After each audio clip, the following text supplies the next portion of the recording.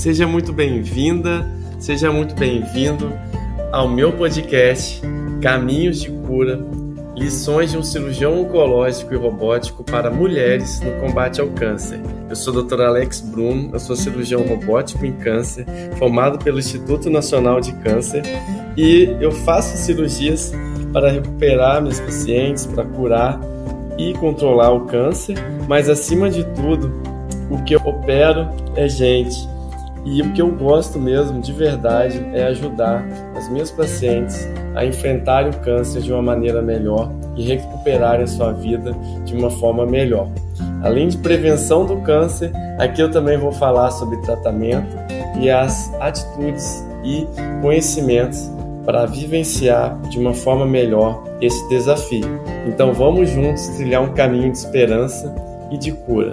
O motivo de trazer hoje aqui esse tema, de cirurgia do câncer de pele, o que o paciente precisa saber é a gente trazer mais informação de qualidade, tanto de prevenção, diagnóstico precoce, mas também explicar para os pacientes como que é feito o tratamento, até para diminuir o medo, porque muito acontece do paciente não saber que tem um câncer, mas acontece também dele ficar com medo do tratamento ou ficar procrastinando por muito tempo aquela ferida que está ali, vai fazendo aquele curativo, vai levando a vida e às vezes faltou ali foi informação em dizer, não, peraí, essa cirurgia que você pode fazer, talvez nem precise de uma internação, talvez você volte mais precoce para o trabalho, talvez fique tudo bem e você pare de ficar aí usando esse curativo direto ou tendo algum sangramento. Então, eu vou já te pedir para se apresentar e também falar aí um pouquinho da sua história com câncer de pele, como que você decidiu aí tratar dessa patologia tão comum no Brasil e também do trabalho belíssimo que você faz no projeto de extensão do PAD, que leva os médicos até o interior do estado, para tratar principalmente aqueles descendentes de imigrantes, os pomeranos, pessoas descendentes de europeus com pele clara, aqui que tem muito aqui no nosso estado e que sofrem muito com câncer de pele. E aí eu vou deixar você à vontade e te receber aqui com muito carinho e agradecimento também. É uma honra poder fazer uma live com você. Você sabe o quanto que eu te admiro, quanto que eu gosto de você. Você é uma das pessoas, um dos médicos mais humanos que eu conheço. Você realmente se importa com o paciente. Isso, para mim, eu valorizo demais. Eu comecei a trabalhar com câncer por conta do PAD, Eu fui aluna do programa. O PAD, para quem não sabe, gente, é um programa da universidade. Foi criado em 1987 com o objetivo de tratar câncer de pele, porque a gente recebe esses pacientes no Hospital das Clínicas e a gente recebia com tamanhos muito grandes. Então, enquanto aluna, eu já tive contato. E quando eu voltei, terminei minha residência de cirurgia plástica, voltei para trabalhar no Hospital das Clínicas e o programa já estava aí andando, já tinha aí quase 20 anos o programa nessa época. E eu voltei como staff do programa. Então, uma vez dentro do Hospital das Clínicas, automaticamente, além de tratar no hospital, a gente também foi inserida novamente no PAD. E não tem como você não se apaixonar, porque é uma patologia que, embora assuste todo mundo, eu falo que se alguém tiver que escolher para ter um câncer, que escolha um câncer de pele, principalmente do tipo não melanoma, porque você operou, você está curado. E a gente tem que realmente desmistificar essa coisa do câncer, de que, meu Deus, recebi um diagnóstico de câncer e eu vou morrer. O câncer de pele é um pouquinho diferente. E se ele for tratado no começo, mesmo o melanoma, o índice de sobrevida para esses pacientes é altíssimo. Então, é de suma importância os pacientes serem alertados com relação a um possível diagnóstico de câncer. Não existe um machucadinho que não cicatrize depois de 3, 4 meses. Tem alguma coisa de errado. E aqui no nosso estado, como você falou, a gente tem um trabalho voltado para os descendentes, né, de imigrantes, porque a gente recebeu um volume muito grande, Estado do Espírito Santo, de descendentes de imigrantes europeus no passado. Então, a gente tem uma população que é característica da população que tem toda a propensão para ter câncer de pele. Quem é que vai ter o câncer de pele? Apostando no 80, 90% das fichas. É aquele paciente de pele branca, do cabelo claro, né, olhos claros, ou ruivos, tem toda a sardinha, e todo sardentinho, né? E que se expõe ao sol. Então, são fatores que se somam. Eu preciso do efeito do sol para alterar o DNA da célula para poder tá ocasionando o câncer. Então, essas pessoas têm que ficar mais atentas, principalmente se elas trabalham expostas ao sol. A gente vê muito no interior aquele paciente que fala que teve um picadinho de inseto e que aquele picadinho não cicatriza. Não, doutor, isso foi um machucadinho, foi um inseto que me picou e tem 3, 4, 5, 6 meses que não cicatriza. Isso. E não é isso, né? Então, os pacientes têm que ficar muito, muito alertas por conta disso. Os pacientes de pele muito claras que têm esse tipo de lesão, mais de 3, 4 meses, não cicatriza, procura o dermatologista, procura um cirurgião oncológico, procura um cirurgião plástico, porque tem alguma coisa de errado. Ele precisa receber o diagnóstico correto. E esses são os principais. Não significa que um paciente negro que trabalha exposto ao sol que ele não vai ter. É porque o paciente negro, né, ele tem uma proteção que é a melanina. Então, ele tem uma menor possibilidade de desenvolver câncer. Uma menor possibilidade, não significa que ele não tem. Então, isso tem que ficar muito claro. A gente mora num país continental. O nosso estado com temperaturas elevadas, uma média aí de 26, 27 graus o ano todo. Então, assim, a gente tem boa parte do ano com sol, então a gente fica exposto ao sol. E o sol é um fator fundamental para o desenvolvimento do câncer de pele. Com certeza. Você falou aí e muito bem falado, porque não só o paciente que é branquinho, né, ou ruivo, ou que tem muitas sardinhas e que quando pega sol fica todo vermelho, tem mais chances de ter câncer de pele, mas aqueles pacientes também morenos ou negros também podem ter câncer de pele, até porque a gente está falando de um conjunto de doenças, né? Tem 3 principais. O mais comum é o carcinoma basocelular, 75% deles. Cerca de 20% carcinoma espinocelular, que são chamados carcinomas e câncer de pele não melanoma. Tem o melanoma, que é o terceiro mais comum, em torno de 3% a 5%, que é o que causa mais medo, que é o que está relacionado a 90% das mortes por câncer de pele, mas que todo esse conjunto, quando diagnosticado no início, ele é mais facilmente curável. E quem tem pele negra, por exemplo, pode ter algum tipo de câncer mais relacionado ao sol? Menos provável. Mas se ele tem uma ferida crônica, se ele fez uma queimadura na infância, e tem uma área de queimadura feia na infância, que pode deixar marca para o resto da vida, ou se tem uma ferida. Ele trabalha exposto ao sol, é aquele lavrador. A gente vê muito isso no PAD. No PAD, os nossos pacientes negros tem sempre aquela mesma história. É aquele paciente dos não melanoma, né? Que trabalhou na lavoura a vida toda, ou seja, ele ficou exposto ao sol. Então, ele teve o fator somatório. O câncer de pele, ele precisa dessa ação do sol, o efeito cumulativo do sol ao longo dos anos, para gerar uma lesão oncológica. Então, realmente é para isso, a não ser que seja o melanoma, que aí nos negros também existe, mas é mais relacionada à parte de melanoma acral, né, nos pés e nas mãos.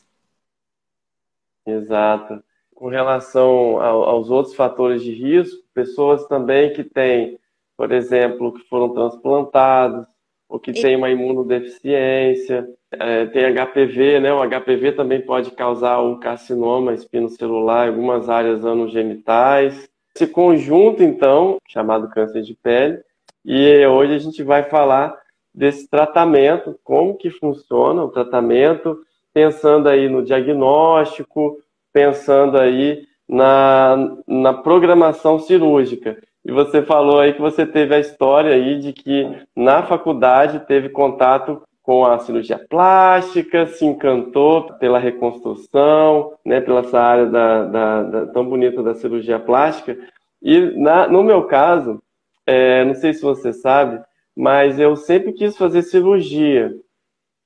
Não pensei em cirurgia plástica, mas eu tive um caso, né, que eu tive um CBC, bem aqui assim na pálpebra. Não sei se eu falei para você, eu acho que não. Quando eu era acadêmico. E era um nódulozinho que me incomodava esteticamente. Ele começou desde da faculdade, mas ele ficava ali. E no finalzinho, não sei por que motivo, ele começou a crescer. Ele era bem pequenininho, mas eu falei, não, vou tirar essa verruguinha aqui. Aí eu fui, né, e fui no médico, ele foi e retirou direitinho. E uma coisa importante que eu queria frisar aqui, a gente pode... Hã? E você é jovem. Jovem.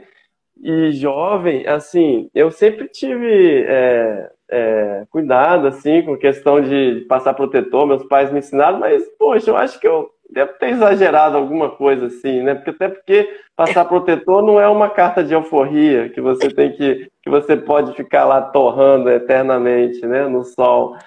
E aí veio o carcinoma base celular. Talvez se eu não fosse médico, eu ia ler aquele carcinoma ali, eu ia ficar desesperado, como muita gente fica, né, Patrícia? Então eu queria que você me falasse aí, quando você acolhe um paciente com câncer de pele, independente, mesmo lá no Hospital das Clínicas, tanto no seu consultório privado, né, porque o Hospital das Clínicas, o PAD, realmente é uma escola em que a gente aprende muito, mas a gente também atende em consultório privado, em que a gente recebe esses mesmos pacientes, tanto no consultório privado quanto no PAD. Quando você recebe um paciente com câncer, o que você costuma falar para ele? Ou às vezes é o diagnóstico, ele recebe ali na sua frente, você tem que comunicar.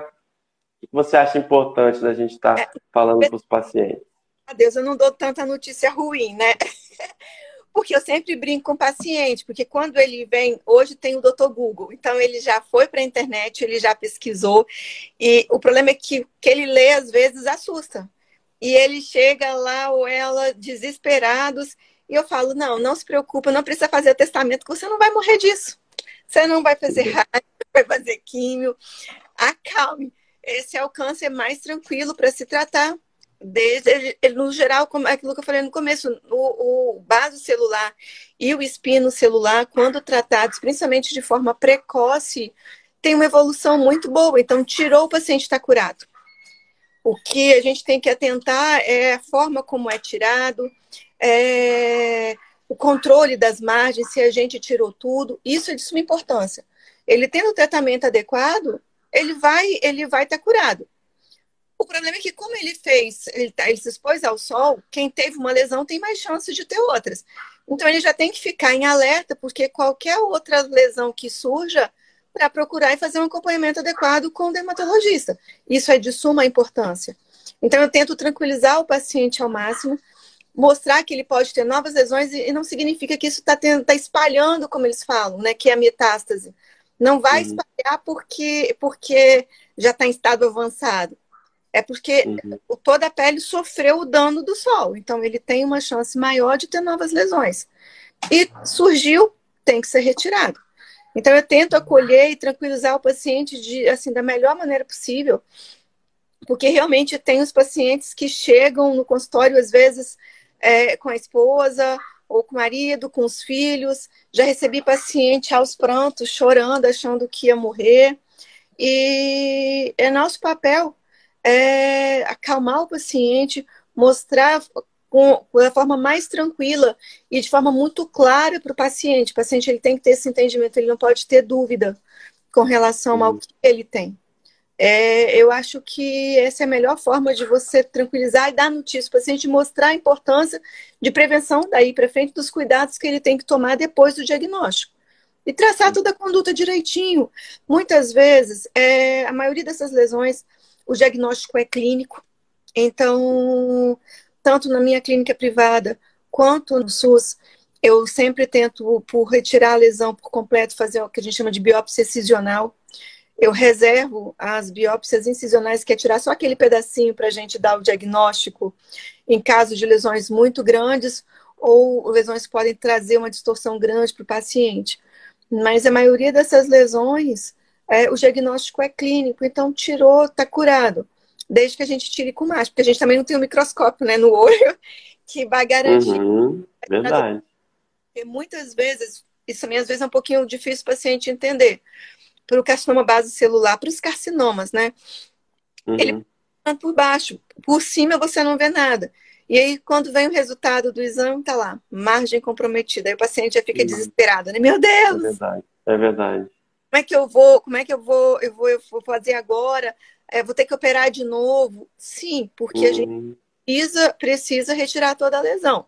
Quando a lesão é numa área mais nobre, próximo ao olho, o que vai distorcer mais, no geral, a gente pode associar com o exame de congelação, né? Que é o patologista na sala, a gente tira, ele já avalia e já nos diz se está com margem livre ou não.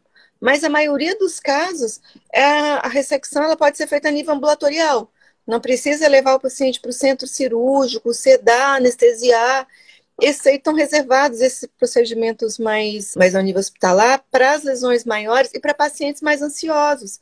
Mas tranquilo de você fazer a nível ambulatorial, o paciente não precisa fazer jejum, não tem nenhum cuidado maior que o impeça de fazer a nível ambulatorial. A não ser que ele tenha alguma cardiopatia, alguma coisa que contraindique fazer.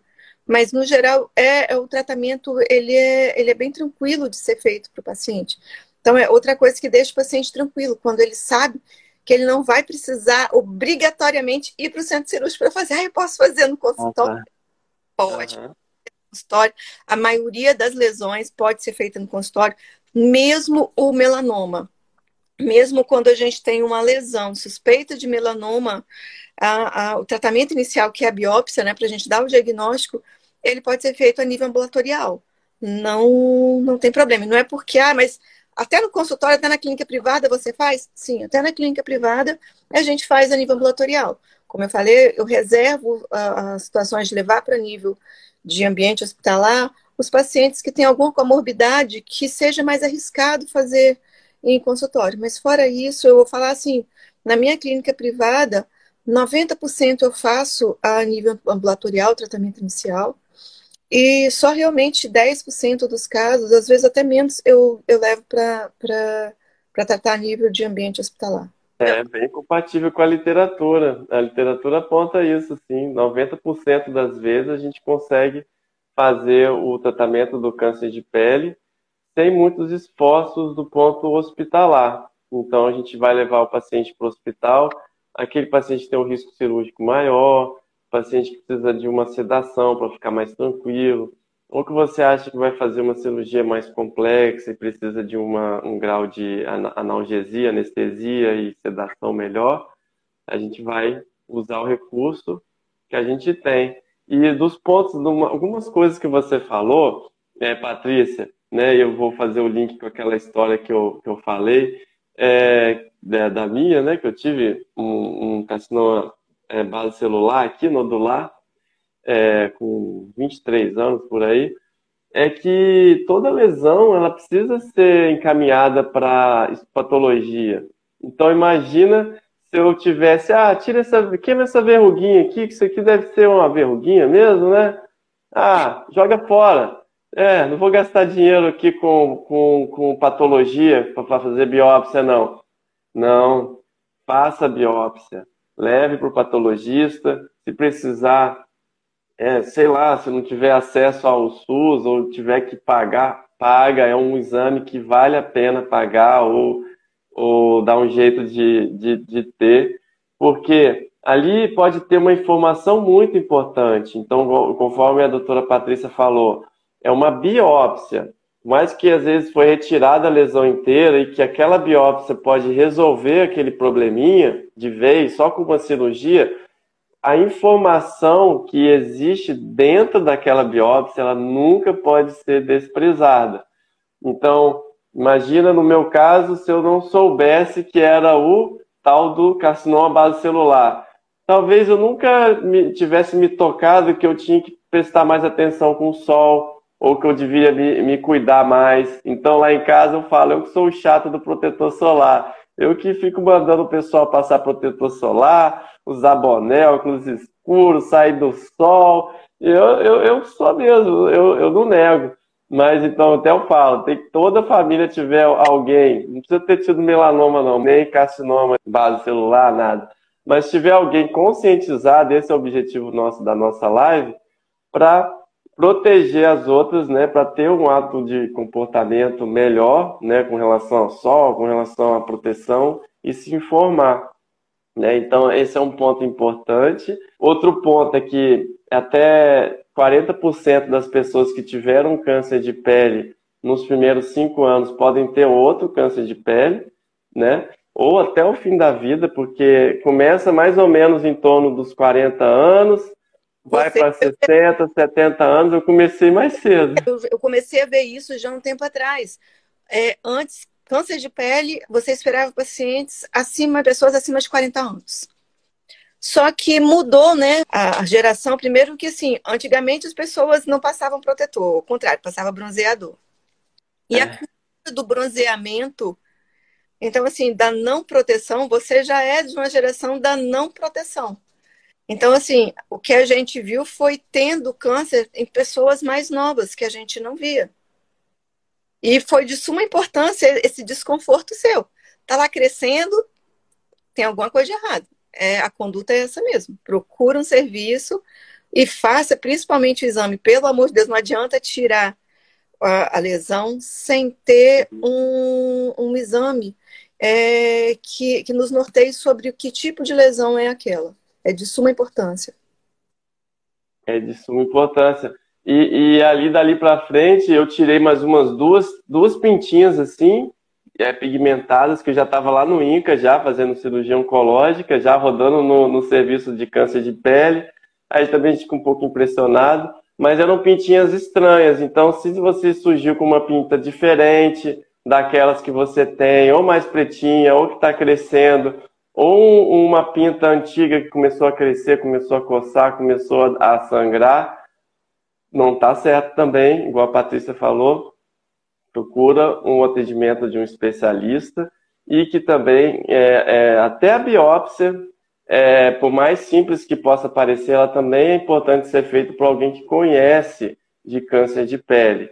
Ela pode até ser feita por um cirurgião geral, um dermatologista que conhece câncer de pele, lógico, e que conhece como fazer a melhor forma daquela biópsia, porque até a biópsia ela ser feita corretamente, ela vai dar para a gente um planejamento, né, cirúrgico muito melhor. Então, eu queria que você falasse, Patrícia, dentro do planejamento, quando a gente tem um diagnóstico ou uma suspeita de câncer, principalmente na face, que é 70% dos tumores de pele, então nessa região, como é que você programa? Porque o câncer de pele, às vezes, ele pode até, nos casos do câncer de pele não melanoma ou melanoma inicial, ele pode não dar metástase. Mas se ele está na pele, da face, de uma região esteticamente ou funcionalmente importante, a gente vai ter que se esforçar mais na reconstrução. E a Patrícia é especialista nessa área. Eu queria que ela falasse mais sobre isso para a gente. Então, é aquilo que eu falei. Eu tento encurtar o máximo possível o tratamento do paciente. Então, assim, se eu tenho o diagnóstico clínico e que aquilo ali para mim é um câncer, eu opto por fazer uma biópsia excisional, que é retirar toda a lesão de uma só vez. Se eu consigo tirar a lesão no tamanho menor, eu vou ter uma distorção menor para esse paciente. Eu também não posso ser muito econômica na hora de eu ressecar, não, porque Se houver margem comprometida, se eu não tirei tudo, e o paciente se perder nesse meio tempo, ele pode voltar com lesão muito maior e causar essa distorção que você falou, da gente ter que fazer uma cirurgia maior para poder estar retirado. A gente sempre tem essa preocupação porque, aquilo que você falou, 70%, 80% das lesões estão na cabeça e no pescoço, que é a área mais exposta. Depois seguida pelos braços, pelas pernas. Então, assim, são áreas que você não tem muita chance de ficar ressecando sem causar grandes distorções. Então, o ideal é você retirar a lesão toda. Não sendo possível, como eu falei, nos casos de lesões grandes, a gente tem que tentar pegar a maior quantidade possível de amostra tecidual para que não gere um falso resultado de uma lesão não oncológica, que a gente vê muito, né? Foi lá, fez uma biópsia, mas a amostra é insuficiente, não tirou uma amostra suficiente e não veio. E a lesão continua crescendo, até que alguém resolve fazer uma nova biópsia com uma amostragem maior. E aí tá lá o que estava escondidinho lá, o câncer. Então, assim, é de suma importância, sempre que possível, a gente fazer uma biópsia excisional, não queimar a lesão, por favor, tire a lesão e manda para exame. Você pode até tentar queimar depois, mas tira a lesão e manda para exame. E é de suma importância. Eu falo que eu tenho uma história de uma paciente, você participou da cirurgia dela também, uma paciente que a gente atendeu no interior, e a história dela é que ela tinha uma pintinha preta nas costas, que foi retirado lá no interior pelo doutor, mas não foi enviado para exame. E 7 anos depois, a paciente volta com uma lesão, surge uma lesão de crescimento rápido, uma lesão preta. Quando eu já vi que era um nódulo, já dei o diagnóstico clínico de melanoma de cara, já fiz biópsia excisional, já tirou tudo, para ter certeza mesmo, uma amostra significativa para análise, e realmente era melanoma. Então, se há 7 anos antes ela tivesse feito o estudo patológico de forma devida, provavelmente ela teria recebido um tratamento adequado. Então, ela ficou 7 anos sem ter o tratamento adequado. Por isso que é de suma importância o paciente retirar a lesão, mas fazer análise dessa lesão. É aquilo que você falou. Faz um esforço, tenta pagar, se não der, tentar fazer os, porque é possível, não é porque você tirou a lesão particular que você não possa fazer análise dessa lesão pelo SUS. É possível, sim. Então, correr atrás disso, porque é de suma importância. Não adianta você retirar a lesão e não ter o diagnóstico. Com certeza. E dentro aí do diagnóstico, né, a gente tendo um diagnóstico de melanoma, de carcinoma, vasocelular, espinocelular, antes mesmo de falar a cirurgia para o paciente, de explicar, de fazer a cirurgia, precisa explicar para o paciente o mínimo necessário, né, e tirar todas as suas dúvidas, porque o objetivo também aqui da live, né, de falar de cirurgia, porque quando eu vou tirar um câncer de pele, esse câncer de pele, ele tanto pode estar superficial, como ele já pode estar aprofundando, ele pode estar invadindo. Então, conforme a doutora Patrícia falou, se a biópsia começar errado ou começar muito superficial, a gente não vai pegar essa invasão, então a gente não vai saber interpretar corretamente.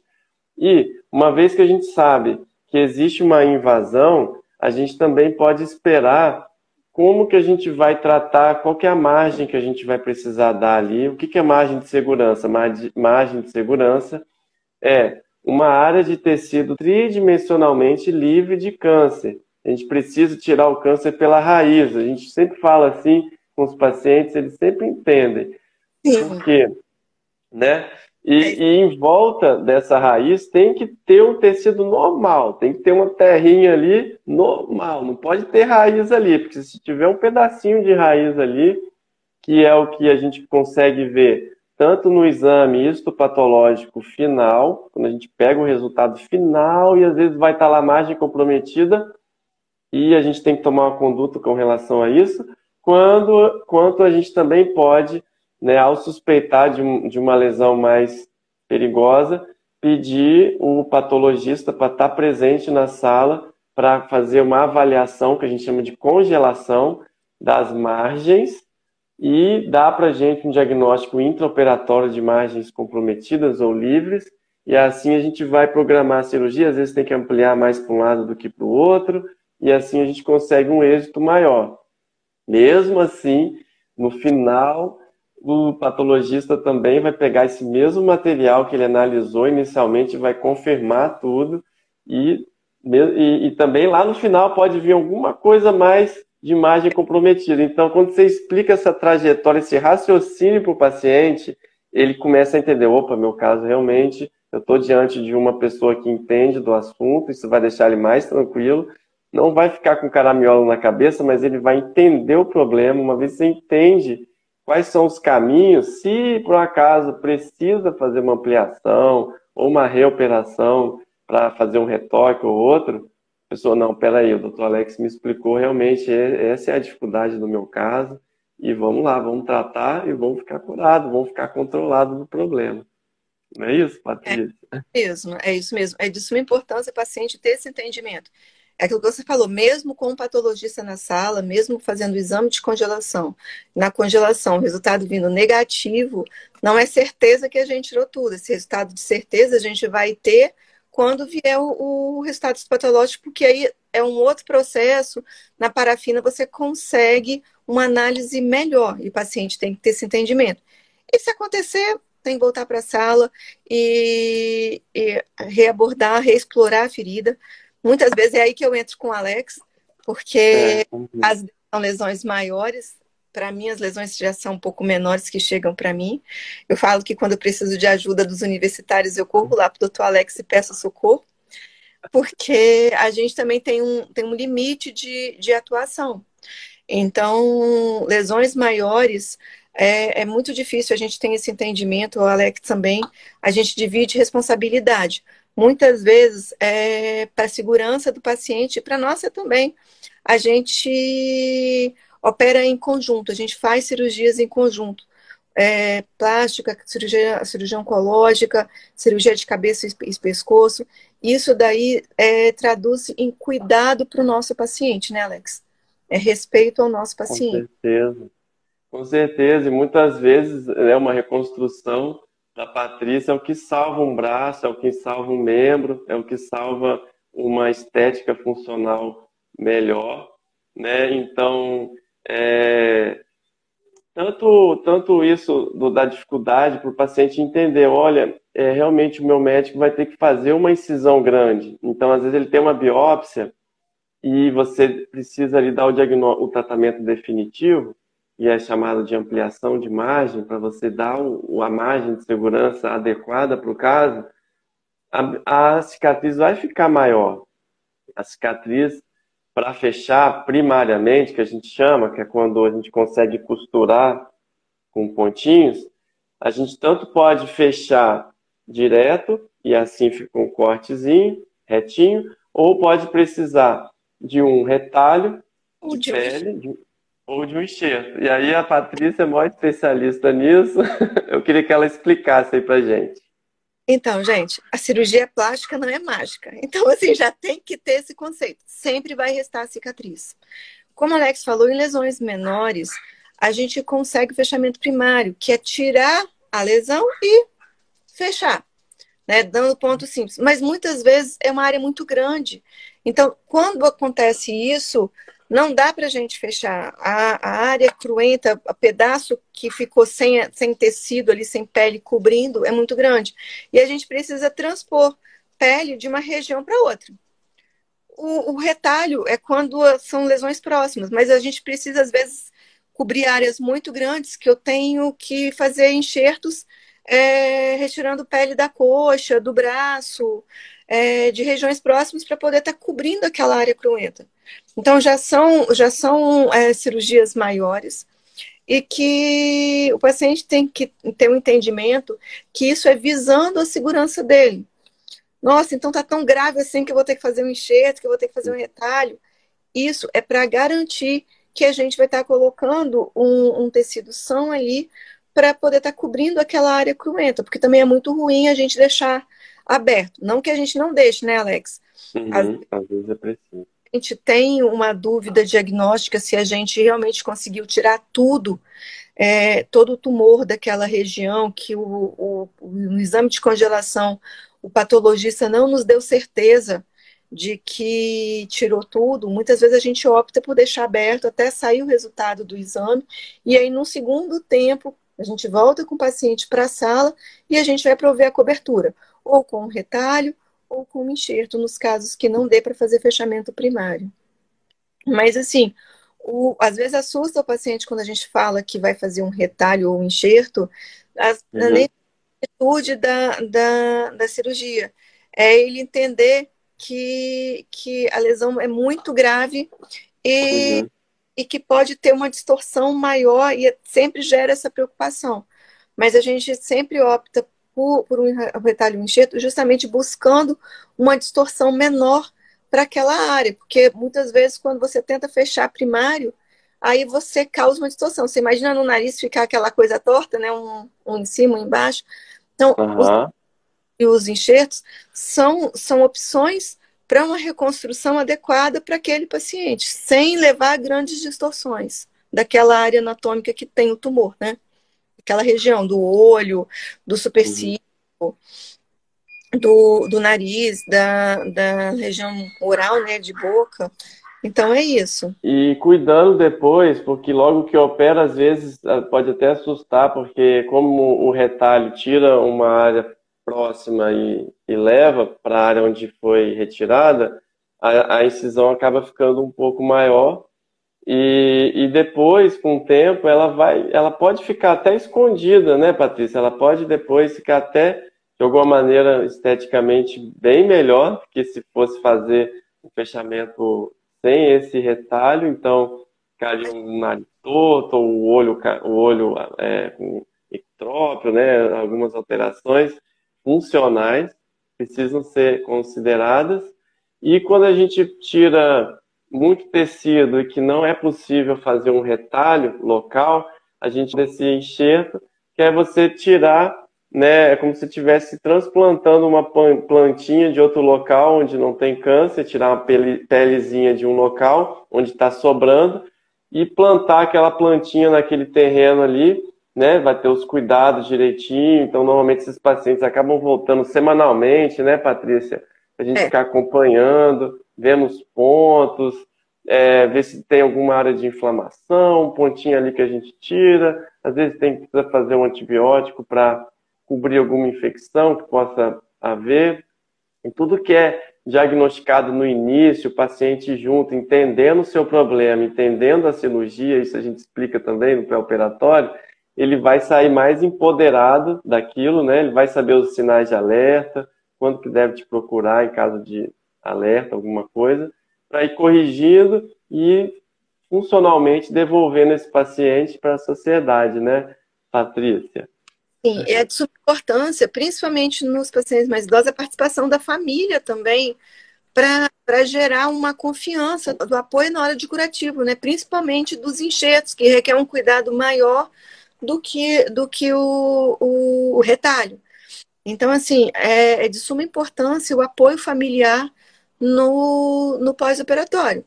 Aqueles pacientes que são muito autônomos, eu tenho até um pouquinho de medo, porque o enxerto, ele requer um cuidado maior. Diferente do retalho, que a gente abre o curativo no dia seguinte, o enxerto a gente vai abrir aí depois de 5, 7 dias. Então, o paciente não pode molhar, o paciente não pode ficar movimentando, requer todo um cuidado para que ele tenha o melhor resultado funcional e estético depois, né? Para não perder esse enxerto por descuido no pós-operatório. Então, a gente enfatiza muito isso com o paciente e com a família, os cuidados que tem que ter. Importantíssimo. Às vezes é um movimento que você fala para o paciente não fazer, né? Às vezes você fez uma cirurgia no dorso, tirou o melanoma. Esses dias eu tirei o melanoma do dorso de uma paciente minha, né? Fiz uma ampliação de margem e falei, se cair uma nota de R$100 no chão, você não pega, não. Você pisa em cima e manda alguém pegar, porque vai forçar seus pontos. Espera eu tirar seus pontos, espera depois mais uma semana.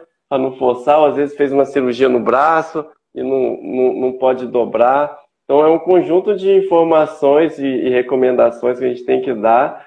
E, igual você falou, às vezes aqueles pacientes que vêm sozinho, não, peraí, vem, quem que é que está cuidando de você? Tem algum familiar, alguém namorado, namorada, é filho, né, neto, é o vizinho, amigo, não importa, mas alguém que vai te ajudar, porque o tratamento do câncer está certo, tem um êxito em grande parte dos casos de cura, mas tem que cuidar da ferida, né? E sendo assim, tudo fica mais fácil. Não, se cuida direitinho, é aquilo que eu falei, você vai ter um resultado estético e funcional muito, muito bom. Mas a gente, nesse caso, precisa da colaboração do paciente. Então, ele e a família precisam ser bem orientados com relação a isso. Não pode molhar. Então, a gente precisa dessa parceria com o paciente e com a família para que a gente tenha um resultado satisfatório, né? Sim. E nos casos mais excepcionais, né, de câncer de pele avançado, localmente avançado, principalmente de membros, né, é importante falar também de alguns casos que o paciente não tem um acesso à saúde ou demora a procurar mesmo porque procrastina ou fica com medo, fica ali cuidando de uma ferida crônica por muitos anos, fazendo curativo todo dia, às vezes a ferida tem um cheiro ruim, o próprio paciente está ali sangrando, então ele tem mais um grau de anemia, o paciente mais consumido, e chega muitas vezes para a gente, né, Patrícia, com aquele membro que a gente não consegue mais fazer retalho, não consegue mais fazer enxerto, por exemplo, a perna, né, e o pé, por exemplo, são áreas onde não tem muita sobra de pele, não tem muita carne ali também para o câncer infiltrar e a gente conseguir tirar, às vezes, um grupo muscular, alguma coisa que pode depois recuperar. Às vezes está em cima do osso, em cima de tendões, nervos e vasos sanguíneos, né? Eu não quero assustar ninguém, mas só para falar que existe essa situação também, que ela está ligada muito à dificuldade de acesso ou até procrastinação ou medo do paciente procurar o médico, né? Eu acho que a maioria dos casos, Alex, é um misto, né? É o medo de procurar realmente o acesso à informação. E a gente sabe que no nosso país o acesso ao SUS ele é dificultoso. Então, por isso, mais uma vez, é de suma importância não se perder tempo, porque a gente sabe que às vezes o caminho até chegar a gente, nós já somos no topo, né, Alex? A maioria dos pacientes, o atendimento inicial dele vai ser feito nas unidades. E esse atendimento inicial pode mudar toda a vida do paciente, né? O paciente tem que insistir e não deixar de ter acesso ao médico, contar a história direitinho, não ficar procrastinando, não ficar... Não, eu tenho certeza que isso é uma picada, porque a gente ouve muito isso. Não, é uma... Ou então, isso aqui eu estava andando, foi um corte que nunca cicatriza, mas e também acaba postergando esse diagnóstico adequado. Porque o paciente tem medo de contar que ele percebeu que do nada surgiu aquilo ali e ele não consegue entender a evolução, ou ele desconfia porque ele já ouviu que um amigo, quando teve o diagnóstico, operou e morreu. Quando ele teve o diagnóstico, já era um caso tardio. Às vezes é difícil a gente colocar isso na cabeça do paciente. Ele morreu por falta de um tratamento precoce. Não foi. Achar que vai mexer, vai espalhar, né? E não é isso. E, assim, além da cirurgia, a gente tem hoje muitas outras opções de tratamento, né, Alex? A cirurgia, para a gente, sempre que possível, é o que a gente opta. Mas em casos mais avançados, hoje não tem aquela coisa de você desenganar o paciente como a gente ouvia, né? Hoje tem uma gama de tratamentos que podem aí garantir uma sobrevida adequada ao paciente, com a sobrevida com dignidade. Hoje a gente tem várias drogas, mesmo para melanoma, que é o câncer mais agressivo, e em casos mais avançados, a gente tem os imunoterápicos, né, que estão aí surgindo e com resultados fantásticos. É gratificante a gente ver um paciente com diagnóstico já tardio e que há 10 anos atrás, 5 anos atrás, a gente sabia que a sobrevida era muito baixa, 6 meses de sobrevida, e que hoje a gente vê paciente aí com anos de sobrevida e qualidade de vida muito boa. Então, assim, é mais um motivo para a gente investir num tratamento e a gente também ter conhecimento, né, dessas drogas novas que estão surgindo e que porque antigamente era um tipo de sobrevida e hoje é completamente diferente. Mudou o panorama do câncer de pele, eu diria isso. Com certeza. E você falou aí do melanoma, né? Então, o melanoma é o tipo de câncer mais temido, né? Ele corresponde a 3 a 5% dos casos, ele vem dos melanócitos, que é aquela célula que dá cor para a pele. Então, toda vez que a pessoa se bronzeia, ela costuma estimular ela a produzir mais melanina, e a melanina ela fica em cima do núcleo das células para proteger justamente o DNA. Só que essa exposição muito demorada, muito crônica, ou também aquela exposição eventual, mas muito importante, que causa queimaduras solares, principalmente na infância e adolescência, elas vão se acumulando e um dia pode gerar uma mutação ou uma sequência de mutações que vão ativar aquela célula, que vai se formar um câncer, que a gente chama de melanoma, ela vai se proliferar onde ela nasceu, e a tendência dela é crescer. Ela pode inicialmente só crescer no local, e nessa situação a gente retirando e a gente cura, ou ela pode começar a se espalhar. Então, o melanoma, de maneira geral, o prognóstico em 5 anos dele é em torno de 92%, sendo que os pacientes com melanoma que a gente chama fino ou localizado, sem metástase, a chance de cura com uma cirurgia é de 95% a 99%. Já aqueles com melanoma que começou a dar metástases para ínguas, por exemplo, esse melanoma, ele tem mais ou menos 65% de sobrevida em 5 anos. Quer dizer que depois de 5 anos, 65% dos pacientes vão estar vivos.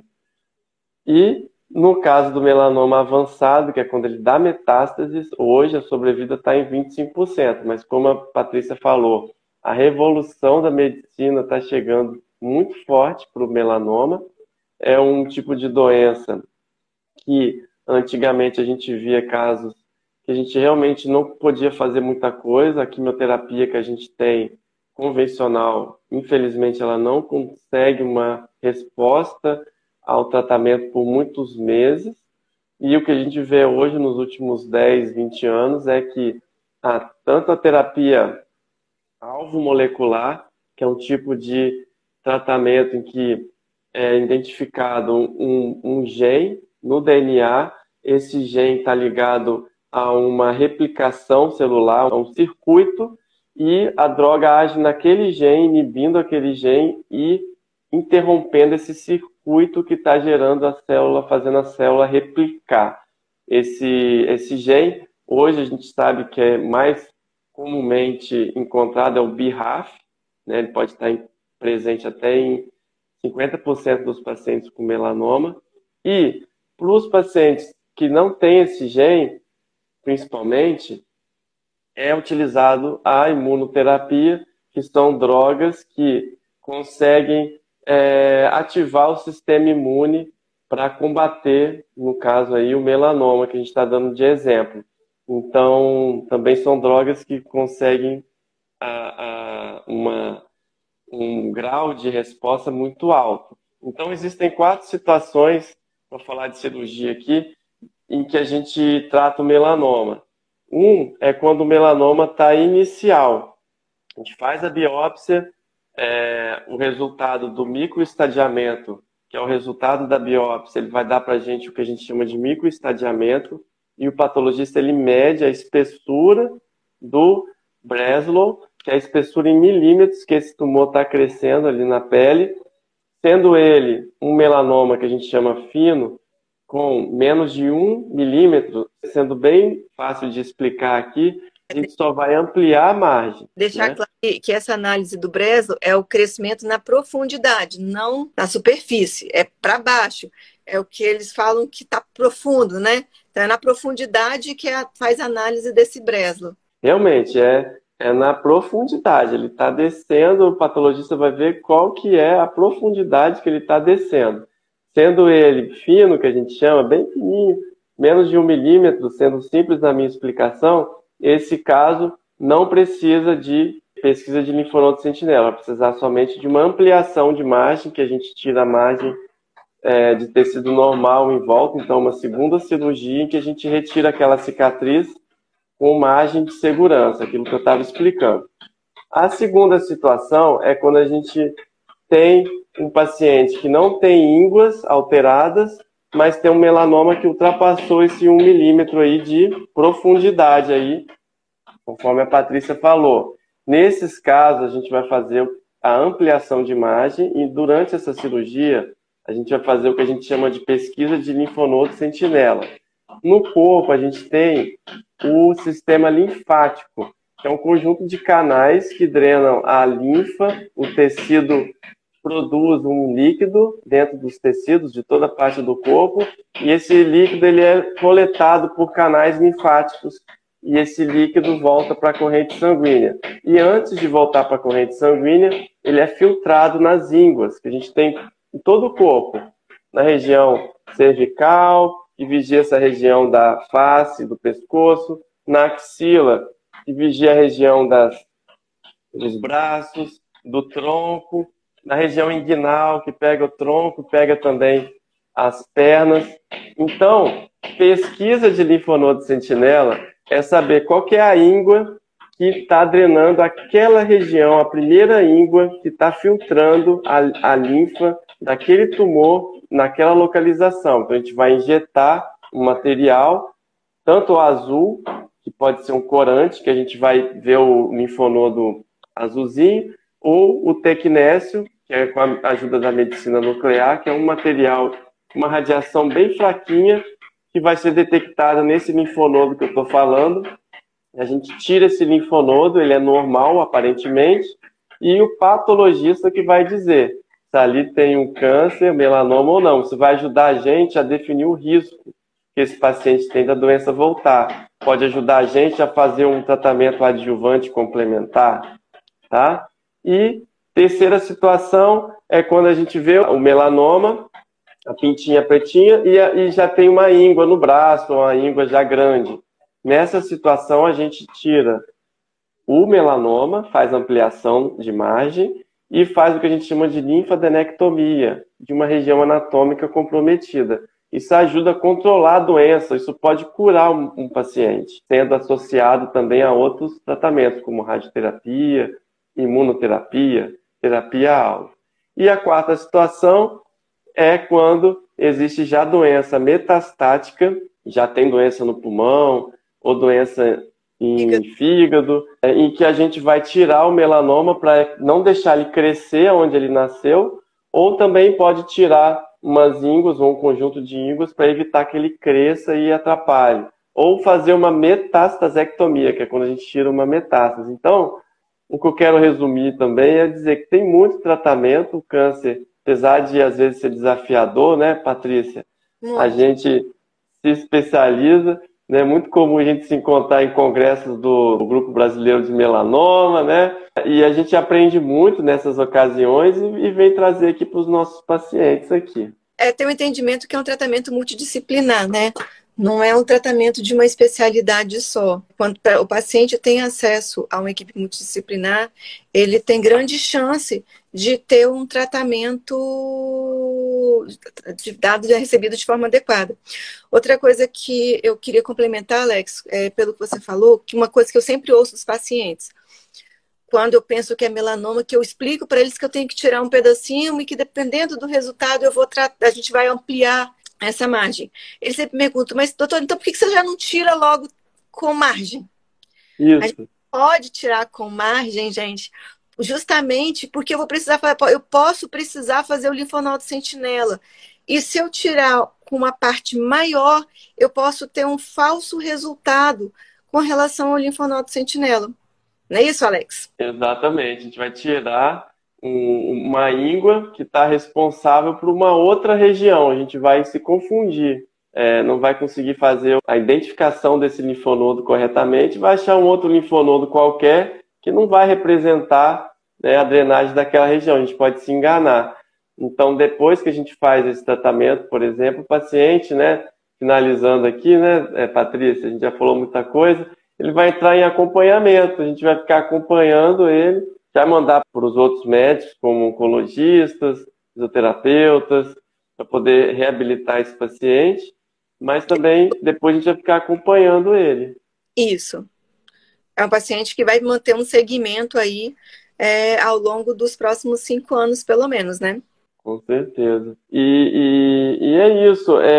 Eu acho que, Patrícia, a gente conseguiu falar muita coisa aqui, né? Daria para a gente ficar aqui mais um tempo falando, e acho que a gente pode marcar outros dias para a gente vir falar mais sobre câncer de pele, talvez escolher algum tema específico, né? Alguns temas para a gente destrinchar mais, porque é sempre um assunto que gera muito papo e também gera muita informação para os pacientes. Acho que quanto mais informação e de forma clara o paciente receber, maior é a chance para ele ou para um familiar ou um amigo. Porque se ele tem essa informação, muitas vezes ele é capaz de dar o diagnóstico, olha, isso aí não está certo, ou alertar que aquilo ali pode ser um câncer. Então, essas reuniões, essas conversas com forma clara, de forma o paciente entender o que eu acho que é de suma importância. Eu falo que informação é tudo. E troca de conhecimento, então, não tem preço. Verdade, verdade, Patrícia. Estamos juntos e esse trabalho é muito legal, até porque eu acho legal o fato de ser cirurgião, eu gosto muito, porque a gente nem sempre está sozinho no consultório, né? A gente pode estar operando ali, trocando uma ideia, ou a gente está em equipe multidisciplinar discutindo alguma coisa com o paciente, né? Realmente não tem monotonia, né? A gente sempre está diante de um desafio novo, né? E a Simone perguntou aqui, vocês sentiram um crescimento esse ano do câncer? Pode ser que com a pandemia também, além do natural aumento da incidência do câncer, mas a pandemia causou uma demanda reprimida, né? De muita gente que ficou sem procurar o médico, né, Patrícia? E aí agora que chega pra gente. Tem 2 anos que a gente começou a receber, né?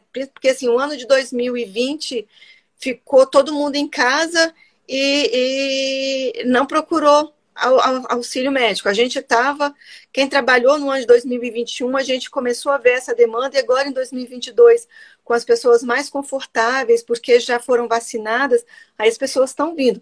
Não acho que houve um aumento, não, Simone, embora a gente sabe que o câncer de pele é o câncer que mais incide no mundo, não vai acabar, mas eu não acho que houve um aumento, eu acho que realmente é uma demanda reprimida mesmo desses anos de pandemia. Com certeza. E Patrícia, muito obrigado então, e uma boa noite aí para todo mundo. A todos, obrigada pelo convite, é sempre um prazer falar com você, Alex, e trocar informações. Você sabe o quanto eu gosto disso, eu acho que isso é de suma importância. Gente, obrigado pela participação, um grande abraço aí, até qualquer hora aí.